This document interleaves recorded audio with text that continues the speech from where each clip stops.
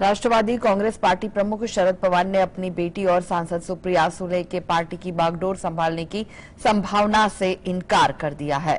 पंढरपुर में मीडिया से बात करते हुए पवार ने स्पष्ट किया कि सुप्रिया सुले पार्टी अध्यक्ष पद संभालने की इच्छुक नहीं है, क्योंकि वह आगामी लोकसभा चुनाव पर ध्यान केंद्रित करना चाहती है और इसके लिए अब केवल 1 साल का समय बचा है। लगातार ऐसी अटकलें लगाई जा रही थी कि शरद पवार के इस्तीफे के बाद सुप्रिया सुले एनसीपी की बागडोर संभाल सकती है।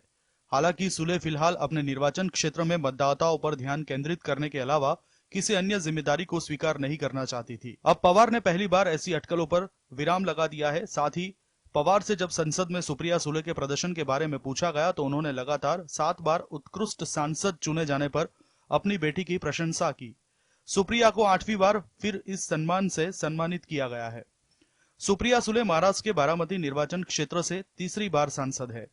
पिछले 3 चुनाव से लगातार उनकी जीत का मार्जिन बढ़ता जा रहा है और वह लगातार वोटों की संख्या बढ़ाने में सफल रही है, लेकिन प्रतिशत में देखें तो वोट शेयर में उतार चढ़ाव नजर आया। सुले ने 2009 में 4,87,000 वोट पाकर 66% वोट हासिल किए थे, जबकि 2014 में वह 5,21,000 वोटों के साथ 48% मत हासिल कर पाई थी। 2019 के चुनाव में सुले ने अपनी 6 लाख मतों के साथ 52% मत हासिल किए। सुप्रिया सुले को कड़ी चुनौती देने के लिए बीजेपी बारामती पर ज्यादा फोकस कर रही है।